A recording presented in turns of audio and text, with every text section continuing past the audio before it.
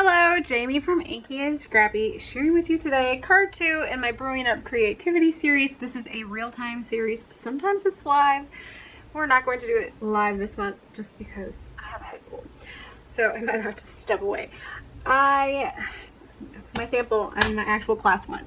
So I do these in my home once a month with a group of ladies that come, and so I have extras. I will have Etsy extras on this month's or from this month's on my Etsy shop. There should be at least 2. There might be 3, but I'm pretty sure I have 2 extras. I found them all because I have to do all the stamping before I can send them out. So I do have 2 extras. They will be on Etsy. It is a first come first serve. I will not save any for anyone. If you get it, you get it. If you don't, you don't. But if you have these things, you can make them yourself. You can also modify it to work with what you have, and I will try to give you some tips and hints for making them without the actual kit, because you don't need to buy the kit if you have all the supplies.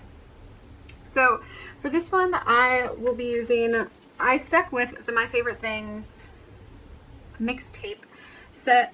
I bought the kit last year, so I wanted to finally get down. I've used it once or twice, and I wanted to actually use it for, for the greater good, I guess. No, for, get some more mileage out of it, because it's an adorable little kit, and especially if you are a child of the 80s and 90s. So I will be using the actual die set. All of these, I do believe, are still available on the My Favorite Things website as of January 2024. So if it's one that you were thinking about and you don't have and you kind of want it, they kind of turn out really cute. So this one is modifying Lawn Fawn's waving pull tab to make my little critters dance. So, Lawn Fawn's waving pull tab, if you have it, use it. If you don't, they don't need to dance. That's fine. There's also other ways to make them move without that particular die set. Let's see. So I'm using the MFTs, this die here. The little music notes come from Lawn Fawn's.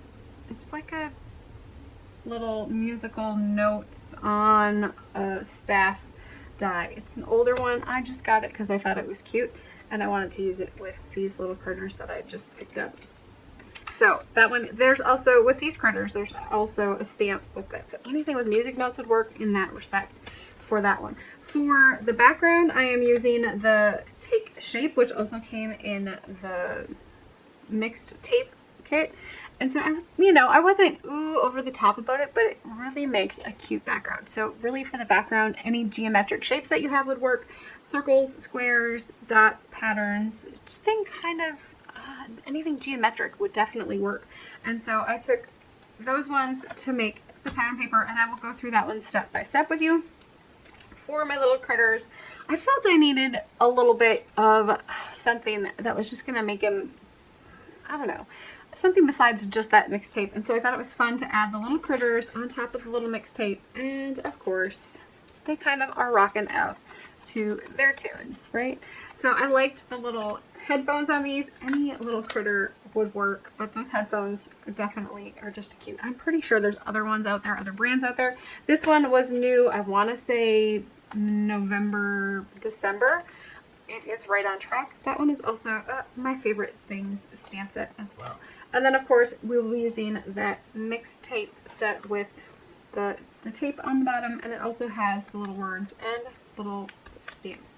So let's get started, and I will walk you through all of it today. I'm even going to do the coloring on camera. I think that's the plan. Okay, so to start, to do my pattern background, because we do this in class, we do it in person live when we do it, and so I kind of have stuff semi set up because some things I actually have to switch out when I do it. So I did my original one, and then I did kind of like my pattern here, so I kind of know where the things are going to be. But we're gonna make it so it's, I misplaced my paper. Oh, Jamie Lori. So I've already, because it's for class, I've already cut out my waving pull tab die out of it.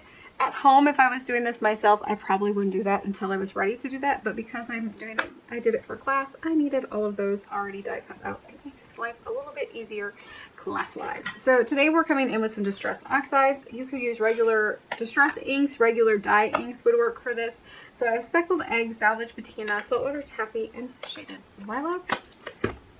And I've already set up my first one. So this was actually my first one, my second run, and then of course I might have a third run in there because, you know, I tend to do things multiple times. It's how I prep for class.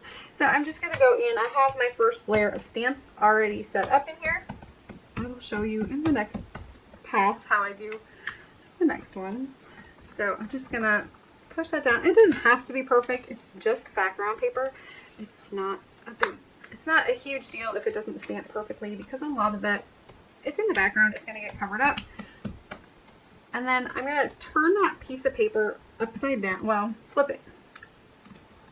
This way I get a repeating pattern, but not really. I don't have to move my stamps as much. They're going to look a little different because I have everything a little bit off center and not perfectly in place, if you know what I'm getting at here. Let me grab.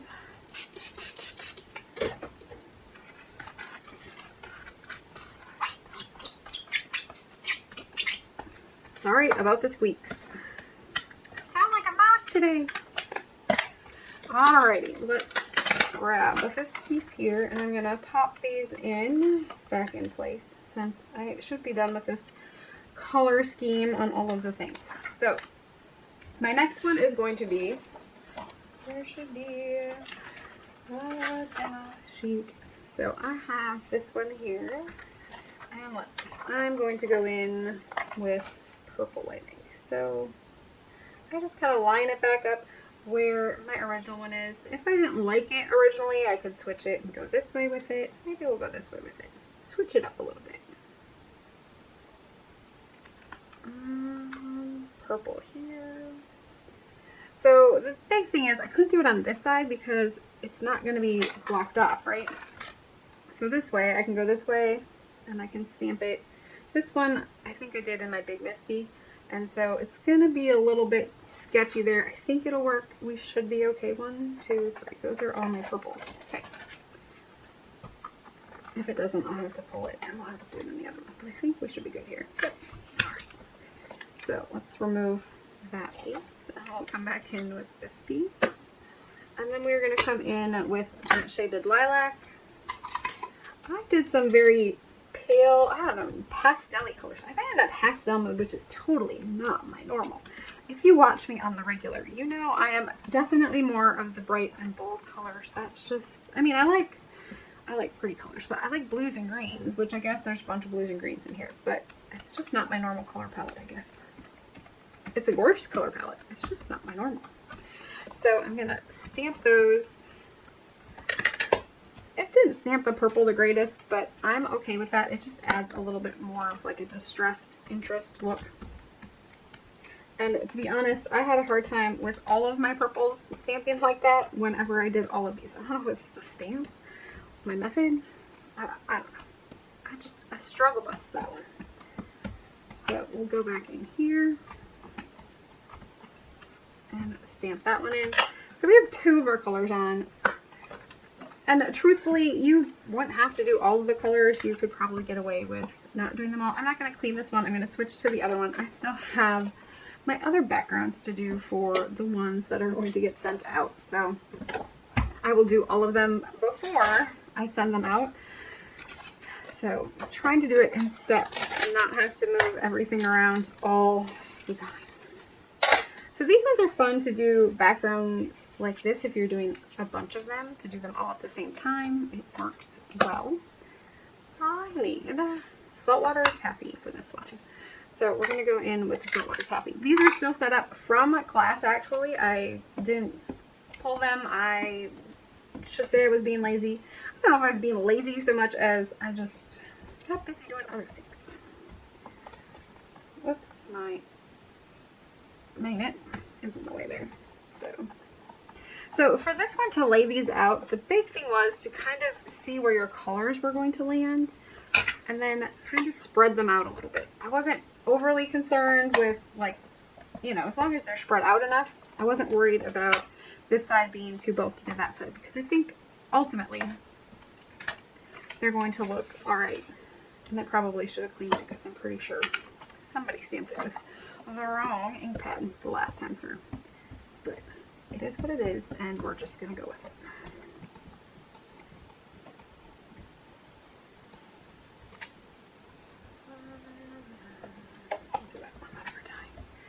There we go. So we have this one all said and done. So there's 2 of them. Do you need the 3rd one? Or the 4th one, I should say. Yeah, you probably get away without doing it. I'm gonna set that off to the side since I still have those other ones to do. And try to save myself some time. Ha ha, ha ha, ha ha, ha ha. So for this one, I'm gonna actually set it. My Tim Holtz platform is kind of wonky. It doesn't stamp the greatest close to that corner for some odd reason. I've done the foam thing under there. I've done all the other things. It just, for some odd reason, it does not like stamping in that corner. So I'm going to set my pattern over the top again. Do I need my pattern? Probably not. I could probably make it work without my pattern. I should probably also come in with a pen here and just kind of mark where my corner is, just because I don't make sure it was all in one spot and I have to flip it. So I need the circle and a little solid triangle piece. I think that's it for this one. So once I have this one here, we're going to pick those up and then we'll remove that sheet there on the cover. And then we're going to come in with the Salvaged Patina, the last one. And we're going to ink that one up. And my Salvaged Patina must be extra juicy. Maybe that's my issue. Maybe I need to add some more ink to the other one. And then I'm going to turn it again, and I'll just line it up to that little cheater I put in the corner there. Truthfully, I'm not worried about it lining up perfectly because it's going to be close, right?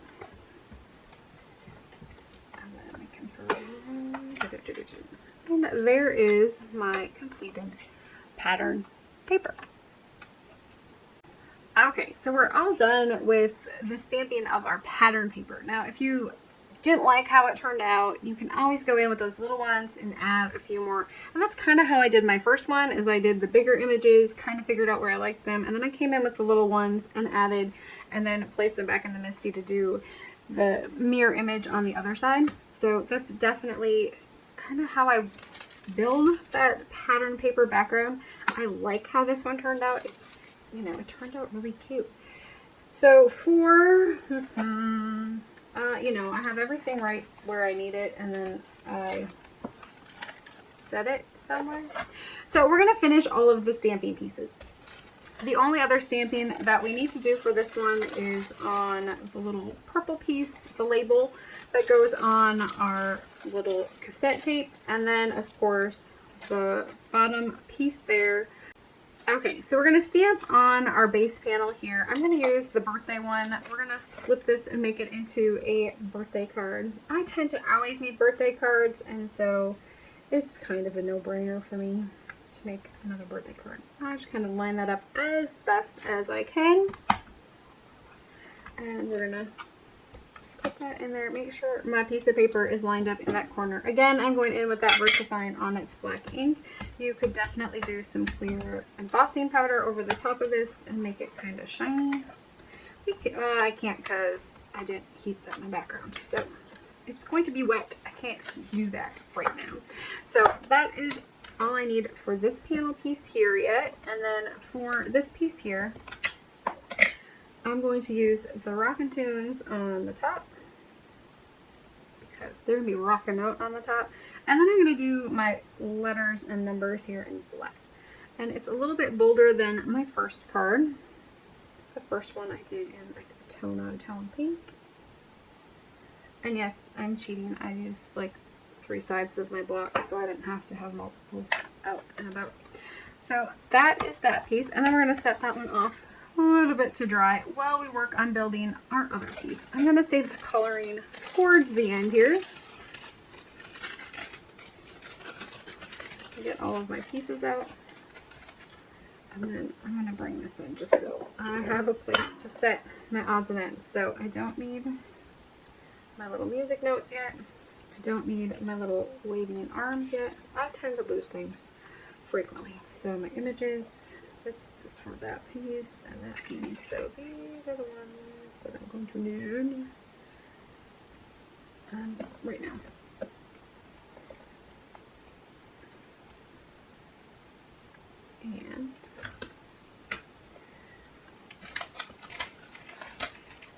they just got done discussing how I lose things, right? Yeah, well, I lost my little extra piece from the other card for my acetate piece. So I'm just going to cut a different one. Don't be like Jaime. Don't lose all the things. I lose all the things all the time. It's how I roll. So for this one, I don't need those. You could definitely add those little circles on your background if you want some added dimension, I guess.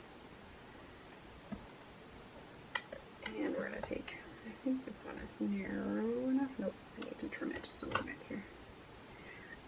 I did back my piece here with some double-sided adhesive. I use, it's a big sheet from, it's a big roll. I picked it up at, I want to say Joann's. You can use a coupon on it. And so it's like couture die cutting double-sided adhesive or something like that.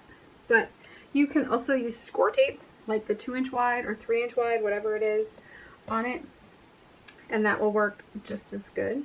But it allows you to do that double side. I know there's some die cutting ones from the different die cutting companies that also work, but it's what I have, so it's what I use, and it works well. So I will add that onto the front. And so I like to add it onto the front. It gives that little bit of depth when you add this behind it without, I don't know, without a whole lot of extra, can we say, effort on that one. I don't need dimensional tape. I'm just using the layers of paper to kind of give me my dimension. And then we're just going to line up, basically you're lining up that window piece because they should be about the same size as I get all kittywampus. And so in my defense, the mixtapes back in the day were not always straight. I don't know. It works for me, right? And then of course for that back piece, you're only going to see, I do this, I cut it out of kind of like a glossy vinyl black. I picked up the actual black on this one comes from, I want to say Michael's. Like their newer, I want to say their newer paper pack, but it's like a black vinyl glossy one. I picked up some from Hobby Lobby that was like a glittery, it's not really vinyl-y, but it kind of reminds me of like it's just got a little bit of a sheen to it, like a metallic kind of. It reminds me of that. I picked it up for this purpose, and then I didn't end up using it because I had enough glossy black. So there's different stuff out there. Packaging, if you get black glossy packaging would work. Reuse, but you know, I tend to reuse stuff all the time. It's different when you're, I think, scrapbooking. Because scrapbooking, we were always told that you needed, you know, linen free and acid free and all the things. Card making, I don't live by those rules. Don't have to anymore. And so this one, of course, already has my adhesive because it's that same color as that piece. So I'm just going to peel and stick, lining up the holes in the tape for the holes in that top piece, and then I'll just glue on this little piece here. I love the simplicity of, I should say simplicity, because it's really not, okay, the ease of die cut and stick, right? Like building dies. I think that's just, it's like a puzzle, but paper puzzle. And yeah, it's kind of fun. So there is my cassette tape all ready to rock and roll. So I'm not going to place it on here yet, and I will explain that when we get that far. But it's ready to go at this point for adding on to my card base.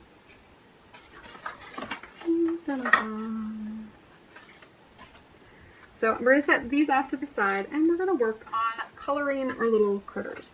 In my kit, I always included 3 this time, so they could choose if they wanted, because I really liked this one and this one, but because this one and this one were like, the tails were the same way, and so but I really liked the ones that were kind of, the tails were the opposite ways, but this one's sitting, so that's why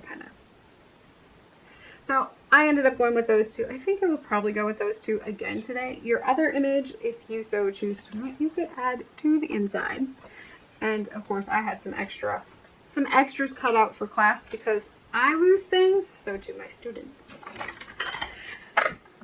So for coloring today, I did post my color guides on Instagram under my name, I do believe. Let's see. I think we did this one, and then we did this one. Jaime, how are they like all over the place? Eh, well, they're all over the place because that's just kind of how I roll. I actually didn't really particularly care for this color palette. And so I ended up kind of switching and going this route. And then I did warm grays for this guy. I did warm grays for this guy. So I think they went like this. And then I had a different one up there. I decided I wasn't in love with my coloring on that one. And so I brought in some green grays instead. And I really liked the green gray coloring on it as opposed to the cool grays. I just liked the look a little bit better. I think those are cool grays. Neutral grays? No, those are neutral grays. Anyways, so if you're looking for this sheet, it is on my Instagram. It is also, or it will also be on my blog on my Oohoo color blend chart if that is something that you are interested in. So let's talk coloring. I try to keep it fairly simple for class. All of my students currently aren't overly experienced with the coloring aspect or alcohol marker coloring. And so I try to do it simple enough but advanced enough that, you know, they learn something. That's kind of the whole point, right? But we have fun when we're doing it. So let me sit. I don't usually sit when I craft. So usually when I color, I do sit. Oh, okay, let's see here. So I think we're gonna go with, oh, I did yellow grays. Well, I brought in blue grays and green grays today, so that's what I'm going to use. We'll color one over the other. So let's see. I think we're gonna do green grays on that little dude. I'm gonna make the cat some blue grays today. We'll start with the little kitty cat. So I'm going to zoom this in here. Hopefully see on camera. Okay. Sorry for the shake. So we're gonna start with, I tend to color, I call it lazy coloring. I say I enjoy coloring. I think it's relaxing. I enjoy it. I just don't enjoy it as much as I enjoy creating a finished card. And so that's why I say I'm a lazy colorer, because I want to get it done so I can get on to my favorite part, which is making the finished card or making a move. You know, if you watch me, you know that I love a good interactive, something that has a wow factor. It doesn't always have to be interactive. I just like the interactive because A, they take me a little bit more time to do, and B, I'm really bad at sending out cards. And so this way, you know, I don't have 5 bazillion. I only have, you know, probably 500 sitting here instead of 5 billion. I'm kidding. I don't know. So I'm going to come in and lay in my darkest where I think the shades are going to be. I don't really follow any rules. I'm not classically trained in any of it, so self-taught. That's kind of how I roll. But for me, I know that my images are going to be facing each other. I try to do more of a, I don't know, lighter tone like in their face because I want that more highlighted so you can see. But I'm not overly concerned if it's not exactly how it's supposed to be, because, you know, that's just not something that I worry about. I don't know. And if it looks horrible, I can always, you know, stamp another image and try again. Usually, I will just keep going with it until it's dead, or it looks passable enough to work. And coloring is one of those things that just takes time. You have to practice it to get better at it, like a lot of skills and things. So also working out that harsh line. It's gonna have a harsher line just because the color tones that I'm not overly concerned with that shade being that big of a shadow, I guess. And so I'm not going to work it as much as maybe I would if I wanted it to blend a little bit better. A lot of times when I'm all done, I'll come back in with that darkest tone on the shadow side, just to add a little bit depth to my shadow there. Let's see, I want to also come in, oops, not with that one. I want to come in with my lightest tone here, and I'm going to do this as a single marker, but two-tone, if that makes sense. So I kind of want to lay in my shadows with my darkest, or my lightest marker here. And I want it to dry. And I do it this way so I can come back in with the same marker and get it to kind of look like I used two different colors, but I really only used one.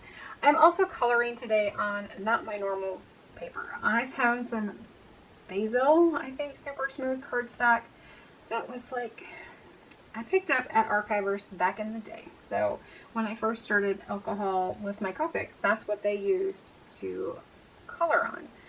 And so that's what I had picked up. And so I've been cleaning in the studio, and I got rid of a bunch of stuff. I got rid of a whole garbage bag of stuff. And so I have a pack and a half of it. So I probably have 15 sheets of it yet. So I thought, oh, well, I'll use that for class, because I remember coloring all right back in the day.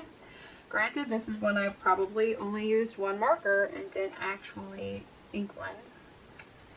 And yeah, can I say I was less than impressed with that quality that it, you know, that I thought was there. It's just not. Maybe it's because it's old paper. I don't think that's it. I'm pretty sure it's because I'm a snob and I like my expressive cardstock. So you will see I brought in the fat end just because when I'm coloring with the bullet nibs on an image of this size, it's a lot of area to bullet nib in, and so I like to use the broad nib just to kind of color faster. Brush works really well for that. I could have brought in my brush markers, but I was trying to be good today and use what we used for class. What's a purple pink headphones today, I think. So 172 is all of the conversions. If you're using Ohuhus are on that picture that I showed you earlier. They will be on my blog, and of course they are already on Instagram. So for these, I kept it fairly simple with my coloring. I only went in with one color of marker, and I'm going to do just like I did with my body on my little guy here, the little light part. I'm just going to go in with a second layer over that first layer to kind of give the two-tone look. I do it for class, two reasons. A, it's less markers to have to pull and try to make sure we all have the right ones to do it with. The other thing is it's a lot easier, I think, when you're learning to learn that layering markers one over the other with the same color is going to give you a different and or darker look. And so I try to do my dark area first, and then I go back in and just go over it once for my lighter area. And by going back over that darker, where you want the darker, it blends it a little bit better. And you can see it has highlight and low light in there. Now, if we want to go back in and add some lines. So I want my kitty to be a little striped kitty. I'm just going to come back in with that darkest tone. And here's where I'm going to add a little bit of low light in. But I'm just going to go back in with that darkest tone and kind of do little lines here and there. Maybe we'll do little paws, little paw lines. And kind of going back and forth. So we'll make him kind of look like my Mooney kitty. Mooney is more of a bluish gray tabby, not so much like Porky, who is a brownish gray tabby. So you can also do like little dots, the little cheeks. So we did do cheeks. Let's preferably I like number 27, which is R20 or E194 in the Oahu line. It would probably be like is it R20 in Copics? Is that Copics? Or R10? It's kind of like a peachy pastel-y color. I'll just dot that on for some cheek, and then let's bring in some Jelly Roll, and I'll give it those cute little freckles underneath its little eyes. And you could add highlights if you wanted. I'm not great at the highlights, so I usually don't add a whole lot for highlights, but I like to add the dots. I think the dots are cute. The other thing to do is to bring in a glaze, a black glaze pen, for make sure it's working well first. I usually make sure it's running very well before I go in to add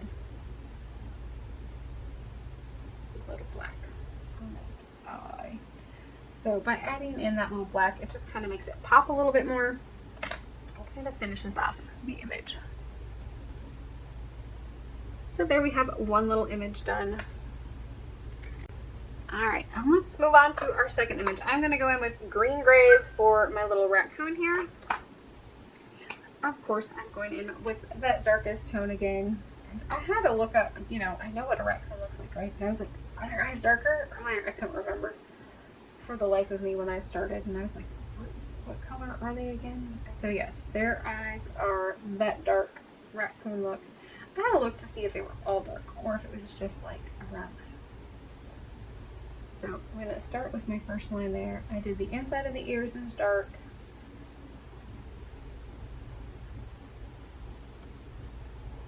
Kind of laying down those colors. Here.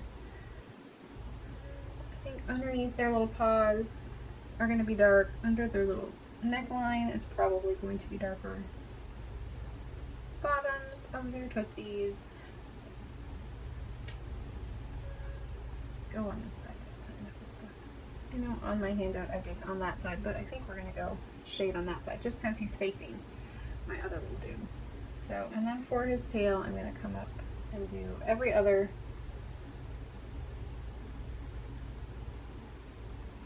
and lay in those dark ones there. So once I'm done with that one, I'm going to come in with my green gray 3. So these you can do in any grays, cool gray, warm gray. I tend to go towards warm gray for critters just because I think they tend to be more of a warm gray. Neutral grays would be very, very good for them as well. With hoo-hoos, the yellow grays are definitely a warmer tone. I don't know, green grays would be the way to go, but I just liked the coloring on the green gray or the look of the green gray, and so that's why we ended up with some green gray. I always forget how many options of grays I have with my hoops. I tend to lean towards neutral and warm grays, and I have to remember that I have the other options available. And those blue grays are probably some of my favorites because, you know, I'm a blue girl. But they just, I don't know, they kind of have a very pretty tone to them. I don't know. So let's see, do I have all of my shadows? I need to add some shadow here. And I'm just going to go over that one. I don't necessarily need to blend that one out. So once I am happy with that, I will come back in with my green gray number 1.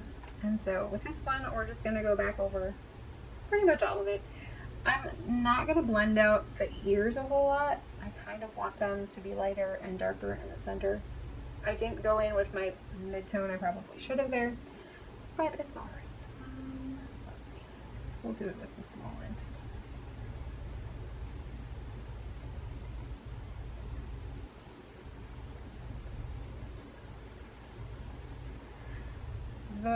One of the keys to getting a smoother transition is to make sure you're working wet on wet.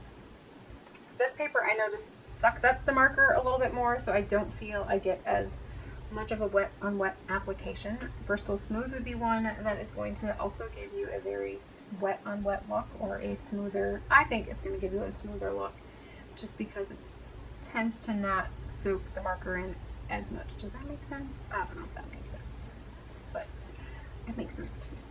Okay.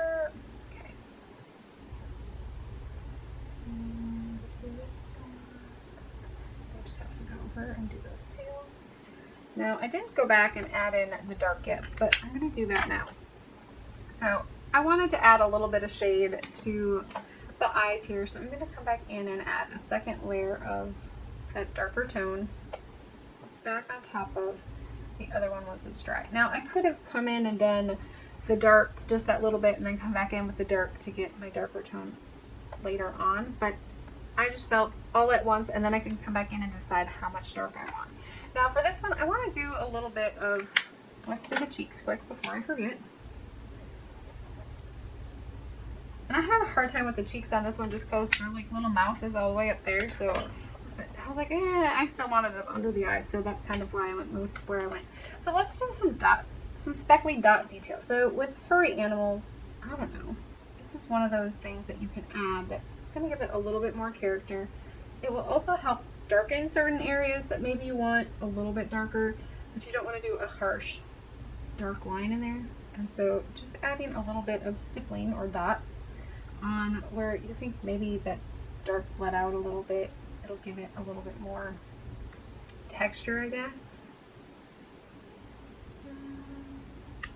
So I try to keep my dottage, my speckling, to my original dark areas with my dark marker. And then I will come in with the mid-tone of the next one up and kind of add on top of that. It's going to help blend out a little bit of the harshness of that darkest tone, but it's still going to add to that speckled effect. I don't know if I wanted to do that on my little toes here, so let me come back in there. I think I'm happy with that. And then, of course, you can always come back in with your lightest one too if you're like, I don't know if I like that at all, or I want a few more dots so it all looks cohesive. I don't know. So adding a little bit of the lighter tone on top is also going to give you that speckling look, or that speckled effect. I want them to look extra furry. Okay. So we have the speckling on there. Let's see if it'll focus. Focus! It does not want to focus. I'm sorry. There we go. So you can see where it's kind of got that speckling look, and it just adds another level of interest to your markering. It's not something you need to do. It's just an added, since I added the stripes onto my little critter here, I thought the little speckling on this one just kind of helped to bring that to life, I guess. Let's do the earphones quick, and then we'll come back in quick and add the other. So since that one I did purple on the outside, I'm going to do my blue on the outside on this one.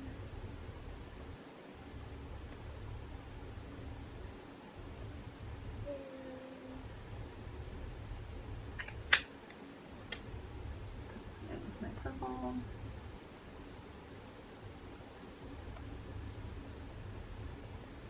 And you can do this backwards too. Like you can color it all and then just come back in with your tone and add where you want your deeper tones.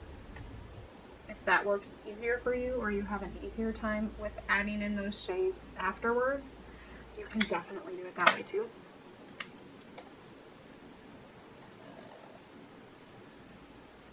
Sometimes I do it both ways. Because I'll be like, oh, I blended it out too much, or I didn't add enough in that spot, and I want to come back in and add a little bit more depth to it.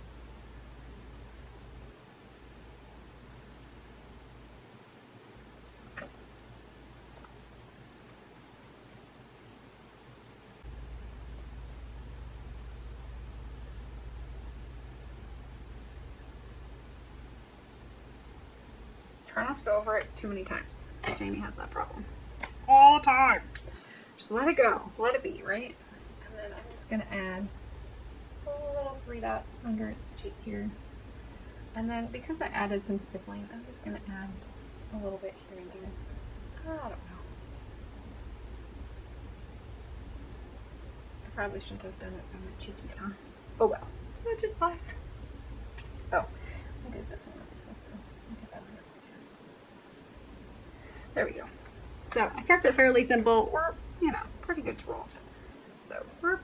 So we have our images colored and we are ready to bring in this sheet again.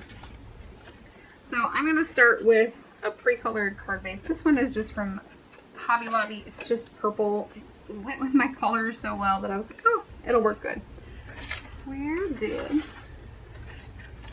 So for this one, I like to kind of line this up, figure out where my center point is going to be, and I'm going to kind of place this, but it's going to be bigger than my cutout on the other. The other thing you can do if you don't have this, circle punch works very well for this purpose, to add the little notch in there. It doesn't need to be there. I like to add it just because it makes pulling the pull tab a little bit easier.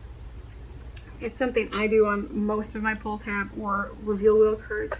But you could also just take the die that comes with the waving pull tab and line it up on the top of your card. You know, you open up your card all the way and run it through. My die cut plates are so shall we say, a hot mess that it tends to add. You could put a piece of paper under, I guess. And then, but yeah, mine like put like, it looks all funky and I don't like that funky look. So that's all I'm doing for the card base right now. I am going to come in with my wavy pull tab and my background panel piece. I mean, a brad. So you can use a mini brad, you can use a regular size brad. Keep in mind just the height on your brad. Is brad short? Yeah, or is brad tall? Just kidding. Okay, so I just need one brad. I'm gonna set those off to the side. Okay. Of course I grabbed the white one because that would make sense that you could see it. Okay, so let's do the black one. So I tend to go, it doesn't really matter, I don't think, if you do the brad in the front or the back on this one. We are going to take our little, if you don't have the little, I did the little bear from the Waving, I don't remember which one it is. It's the Snow Much Fun stamp set. So if you don't have the little bear, you can definitely use the bat wings. I use the bat wings and then just kind of cut them off on my one for class because I lost one of my arms. Yeah, we're not talking about it. I found it when I cleaned my desk. But yeah, such is life. So I'm going to line this up, stick the brad in the middle. I would put the little tines to the back just because that way they don't catch your little arms. But you can, you know, if you forget to put this on, you can slide it up by moving them this way. You also can do it the other way. I just find it easier to do the arms this way and kind of shimmy them in the hole. So here is, we also needed to do a stabilizer piece that goes on the top of, oh, you know what? I did it on the back side. Why do I say it's the back side? Because it looks like a hot mess, because that's what my die plates look like. Okay, let's try this again. Set it through the front side. Okay. And we're going to roll. And then for this piece, we're just going to add, I'm going to do a teeny tiny bit of sticky adhesive so it sticks right away, because I don't want to have to wait for it to dry. Making sure not to get any glue onto the actual pull tab piece. And then we can go, and I like to just kind of thread them through, being careful not to bend my little arms. If you bend them, it's not going to hurt it. It's just, you know, you don't, I try not to bend them. And then by doing it this way, I can figure out where my piece goes here. And then I'm just going to slide that up, add a little bit of double-sided tape so it sticks right away while my glue is going to dry. You could also use some score tape, would work very well on that stabilizer piece. So I'm just going to measure that on the top, or line it up so it is flush on the top, and then I'm going to stick it. So once I have it stuck down, and I feel that we're centered enough, fold it a little bit, and then you'll see that your arms are moving. So they're waving at you. That's what it's supposed to do, right? The waving pull tab. So once we have that pull tab in place, I'm going to come in with the little pieces that come with that waving pull tab die set. I'm going to add in my little topper here.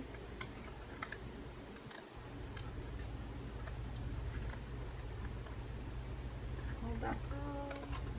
And I ended up cutting out this piece in a coordinating color. You could definitely just leave it white, or you could ink behind your little pull tab piece here. You could have cut your pull tab piece out of a different color cardstock. And then I will just lay that one in there. So that finishes up, you know, my waving pull tab piece. And then for my back, I need some foam adhesive, some 3M adhesive. It doesn't have to be thick here, it just needs to be a thin layer of foam adhesive just gives it a little bit of bump. So your waving pull tab piece can kind of move around. I try to avoid that pull tab piece. So it's kind of in there, but it's not touching any of that foam tape. I don't want to hinder the movement. You can most definitely put a piece underneath there if you want. I usually don't. I don't think it needs it. And I'm gonna be crooked. Let's pull this one up.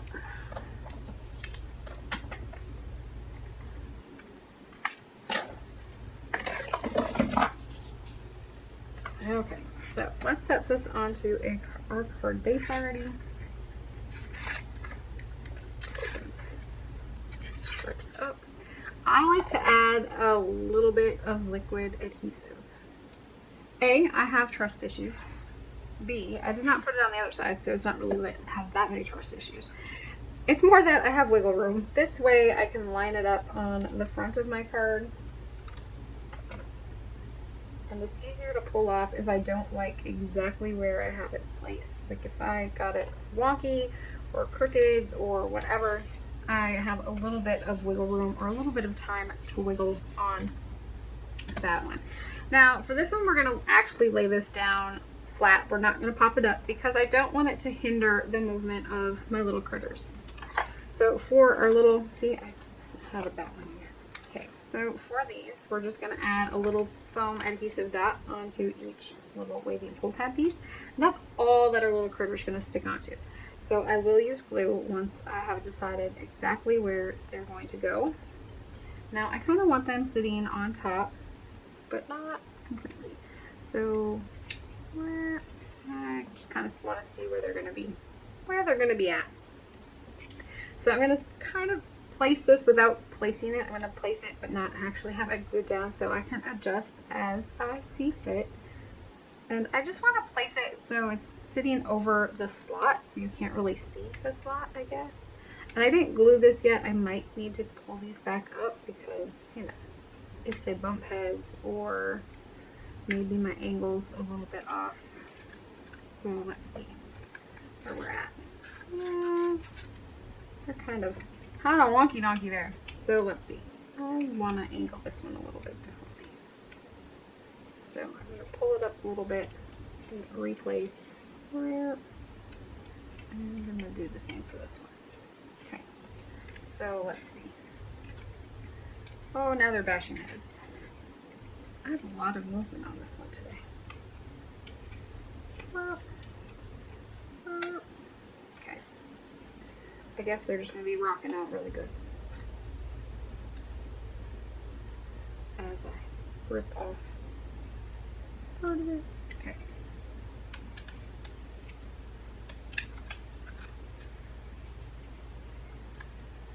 So, well, let's go closer.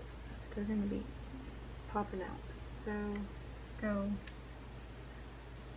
Let me see where I placed them on this one. This one I thought. Okay. So this one I did their head. Is that where I got so much movement? Yeah. Okay. So if we do this one a little bit higher up. So if we put it on his head. I'll put the little sticky on his head. And do this one on his head too.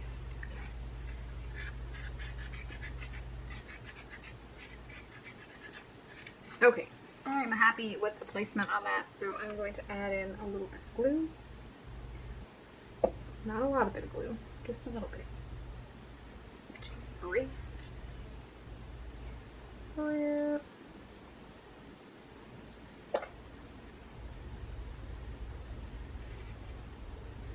And then I can add in my remold. Set tape. And I want to make sure that it's going to be fairly glued down fairly well, not on top of my cat. So they're kind of standing on top of it, but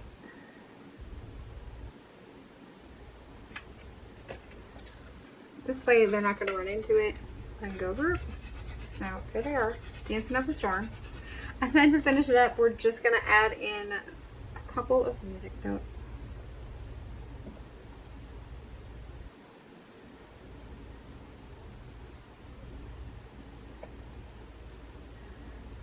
reverse tweezers would be good for this.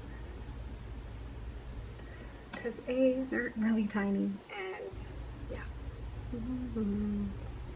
My fingers feel like pork chop fingers when I grab onto them.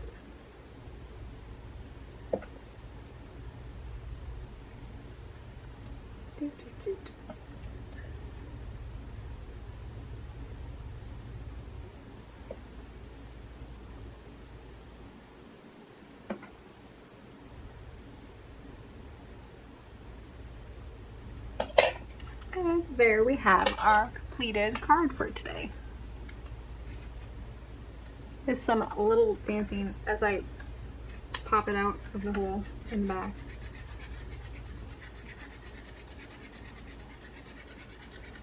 So little critters are dancing up a storm. So I hope you have an amazing day. Hit me up if you have any questions. Other than that, that's all I have for you today. So take care. Bye.